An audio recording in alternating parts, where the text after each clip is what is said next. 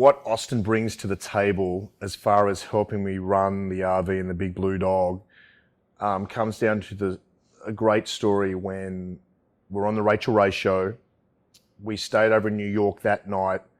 The bus and the Big Blue Dog was over in Jersey City, which is just across the bay, but you've still got to go through the tunnel or the bridge to get over there. And we went out that night. Austin and I got up early, 3 or 4 o'clock the next morning to come over to get the bus. And as we're driving back over, things started to feel funny on the bus. It was sort of it was like it was locking up.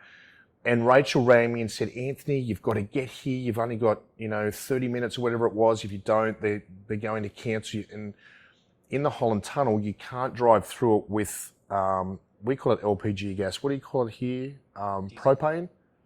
Diesel? Propane? Oh, propane. The propane that cooks your... Oh, yeah. You can't go through the tunnel with propane. So I could see the tunnel out of the right-hand corner of my eye. I could see where we had to sort of go around over the bridge, and I thought, screw it. So we drove, and Austin's going, Dad, no, we can't turn around. I said, we're not going to get there unless we go through the Holland Tunnel. So as we're going through the tunnel, the locking got worse, and I still couldn't put my finger on what it was. So as we're in the Holland Tunnel now, I could see all this smoke that was willowing in the back of the bus. And I said to Austin, there's something wrong. So Austin literally got out of the front of the RV in the Holland Tunnel, came back, and he looked at it. He said, Dad, I can't see there's anything wrong, but I think we might be dragging. So anyway, didn't really help the situation, got back in. Now we're dragging it even more. As we stop and it starts to fill up full of smoke, people are getting out of their cars and moving away from us. So that's when I've gone, Austin, you've got to get out. You've got to get out and drive the dog. We've got to take the dog off. And Austin's like, Dad, I can't. I'm just a kid. I can't drive it down the Holland Tunnel. Rachael rings again. Where are you? And Austin's like, Mum, there's something wrong with the dog. Dad wants me to drive the car. Do not get in that car and drive that Big Blue Dog. Austin, I told him I'm just a kid, Mum. I won't do it. So right, then I get out. I get back to the back of the car. Now the tires, they're melting. You could see the front of it coming down. There was steam or the smoke that was coming off. So I pushed the brake system out of the way and got the brake pumping again, and we started moving. So now we're moving through, and I could see the police at the other end of the tunnel. And I'm like, shit, we've got propane, there's smoke coming in. People would have talked about the bus. So as I get out of there, I call the police officer over.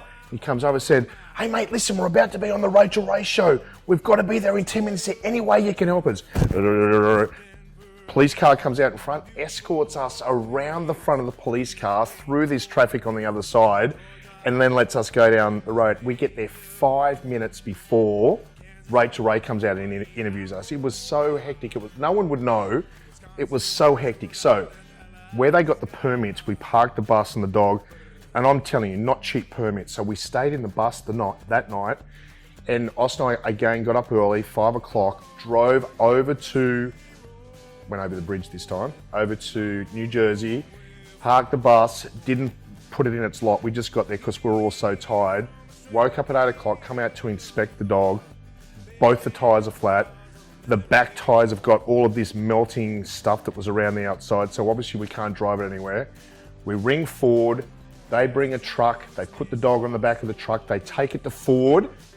He gives me a call the next day, he says, I've got to tell you, in 40 years of being in the industry, I've never seen anything like it. Your whole front end of your vehicle has completely melted. We've got to replace the whole front end. So that was because the wheels, everything caught on fire. So when we were dragging the wheels, the lock of the brake system that we had, we were literally dragging the dog, 60 kilometers an hour, which is 40 miles an hour through the tunnel, and everything caught on fire. So when we got back there, everything had just completely melted and all the tires were just completely screwed. So we were literally... Why did the brakes lock? We don't know. We ended up getting the brake system, sending it back into Blue Ox. I hit a gatekeeper that told us that we had tampered with it. They wouldn't honour their warranty. It turned into a little bit of a nightmare. But what happened was, after we thought about it, I put a message on Facebook saying, our partners, Blue Ox, hopefully we're going through a bit of a warranty issue. Hopefully they'll come through and do the right thing. Instant message back.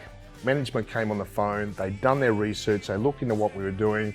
Now we've partnered with them. They sorted us with everything out, and we, do some posts now about their company, and everything's great. But I don't know. Sometimes the smaller people in the gatekeeping situation don't see the bigger picture of what it could have been. So it worked out good.